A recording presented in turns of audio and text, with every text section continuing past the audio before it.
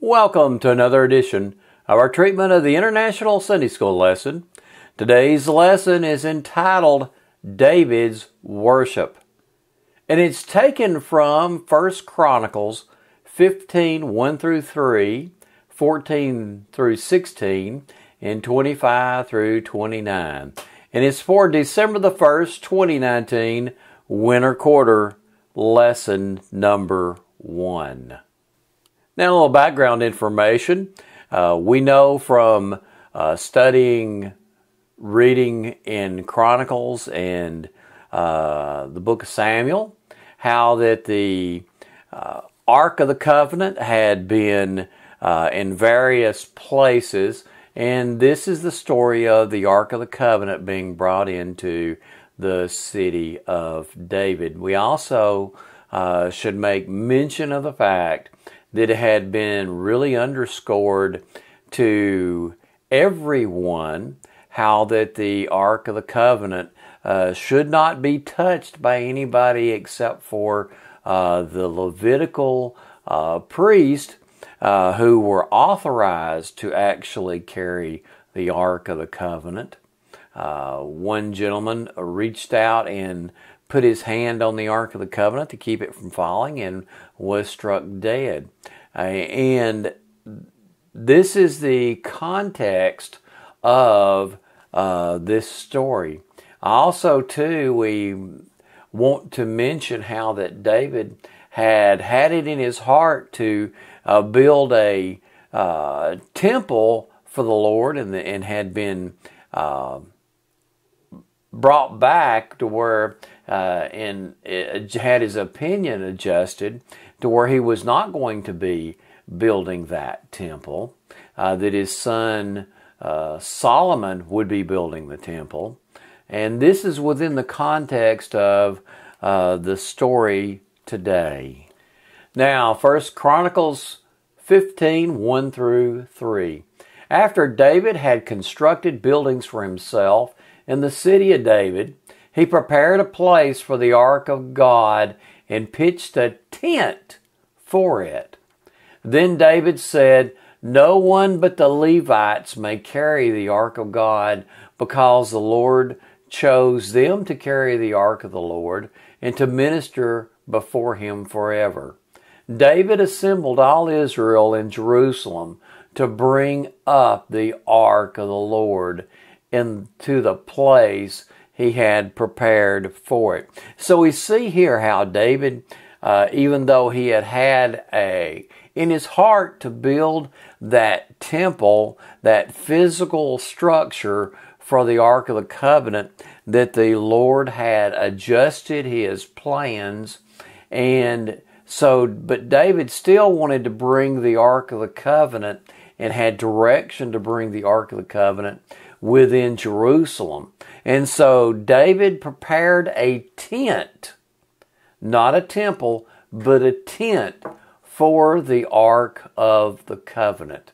And so all the people had gathered together and were seeing the Ark of the Covenant to come to Jerusalem.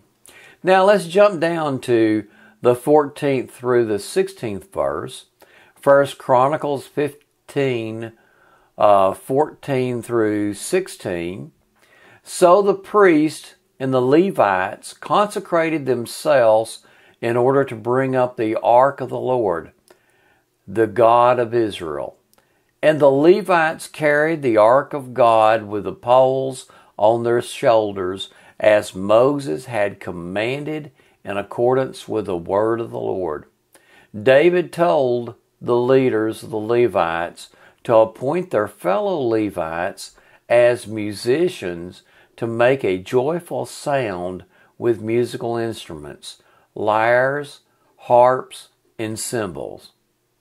Okay, there's a lot to unpack out of these verses. First off, we see that the people who were involved in carrying the ark of the Lord had been consecrated. They were dedicated to doing that work. It wasn't just anybody. It was people who were designated to do that work. And so we need to be very sensitive of that in the work of God, that people need to be set aside to perform certain functions, and not just anybody to be doing certain functions within the work of God. It's important that if you are doing the work of God, that you are the one designated to doing it. It's also important very important, that people make the preparation and they are of the right mindset to be doing the work of God. I think that it's important that musicians and teachers, just because they may have a gift, does not make them qualified to perform a function inside the house of God. People who are performing functions inside the house of God need to be dedicated and consecrated to that work. In other words, I don't believe somebody needs to be playing in a bar and throwing drunks and everything like that, and on Saturday night, and turn right around Sunday morning and go play inside the house of God, even if they are a great musician. Okay? There is a component, the most important component of doing the work of God is living the life and having a good testimony in the community.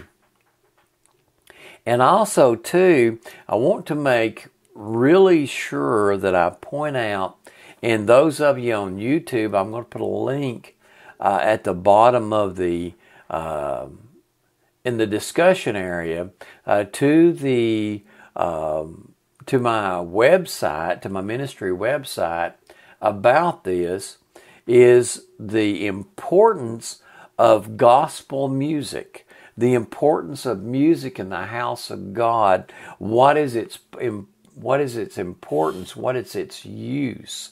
And we see here in this discussion here the high importance that these musicians had within the economy of God and in the function of the Old Testament church, and how that the priests were priests who were actually dedicated as musicians, and they were actually the ones who were both singers and also instrumentalists. So regardless what anybody says, there are a big justification for playing instruments in the house of God. And people who are dedicated to that work are ministering and doing the work of God just as they were in the Old Testament. And also, too, notice how it talks about making a joyful sound. And making a joyful sound to the Lord with these musical instruments. We should, as we are going about in making music to the Lord inside the house of God, it is an act of praise. It is an act of rejoicing. Where we're talking with the Lord, we're speaking to the Lord, making a praise to God Almighty. And if it's singing, that's great. But also, if it's just instrumental music, it can be just as prayerful and praise and have as much praise in it as things with words, because the Bible here indicates that these Levites were actually making this joyful sound, this joyful praise with instrumental music. Now, 1 Chronicles 15, 25 through 29. So David and the elders of Israel and the commanders of units of 1,000 went to bring up the ark of the covenant of the Lord from the house of Obed-Edom with rejoicing, because God had helped the Levites who were carrying the ark of the covenant of the Lord.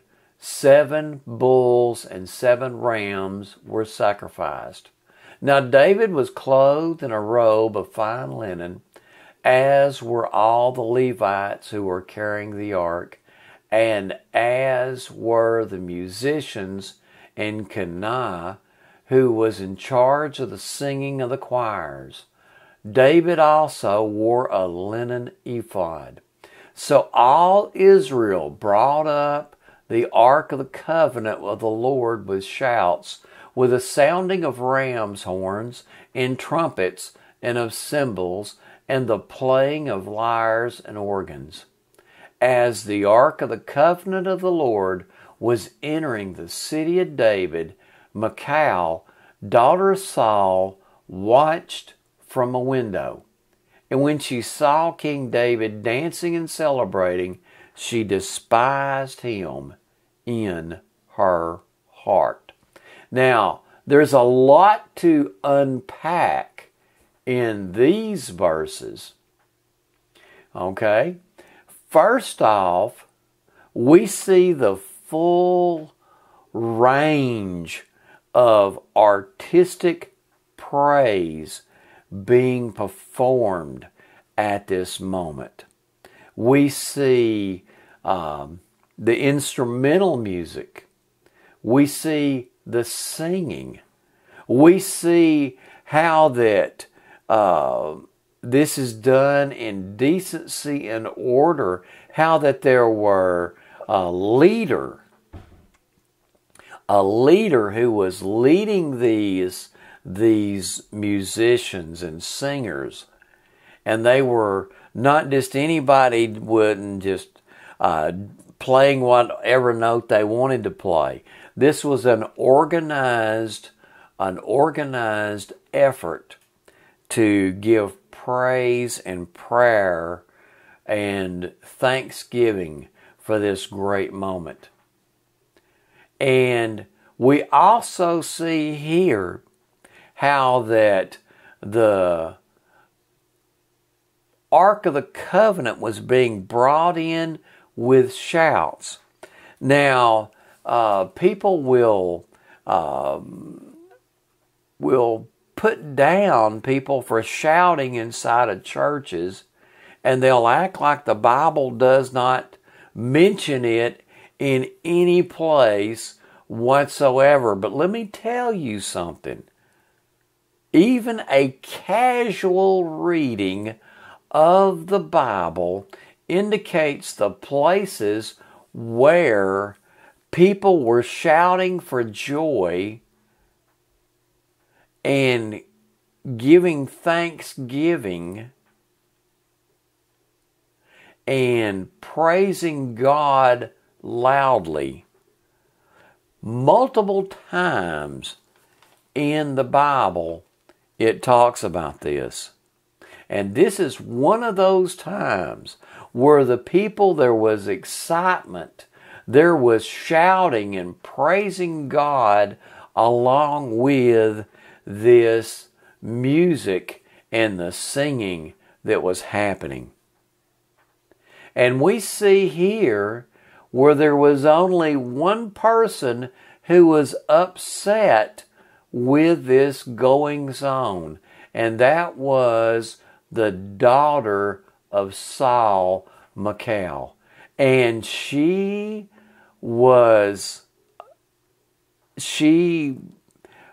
there were lifelong consequences for this displeasure.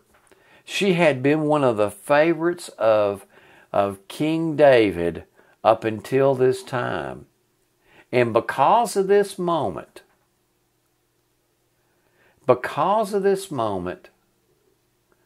David turned away from her and didn't really have anything much to do with her after this. So you got to be careful when you go to slur and dig people for worshiping God as the Spirit moves. Let me tell you something. I enjoy being a Christian. I enjoy feeling God move on me. Now, I don't, for the most part, I am fairly calm when I'm on the radio and when I'm on YouTube, but that's because that I am communicating with people. But there are times when I'm worshiping God where I can assure you, I am fully Pentecostal, and I am enjoying my salvation. And I encourage everyone to enjoy their salvation. And just as these people in the time of King David, when the Ark of the Covenant came into Jerusalem and they were giving shouts and praises to God, I would encourage you to enjoy your salvation, just as these people were enjoying their salvation. And we see here how people who were involved in the work were giving thanksgiving to God because He had helped them perform the task. And as we go through the ministry and are working, we need to be giving thanksgiving to God that He is helping us, that He's giving us good success, and to work in the field of God with thanksgiving in our heart. Now, a couple of concluding thoughts. The number one concluding thoughts, let me just restate something I said in passing as I was teaching this Sunday school lesson.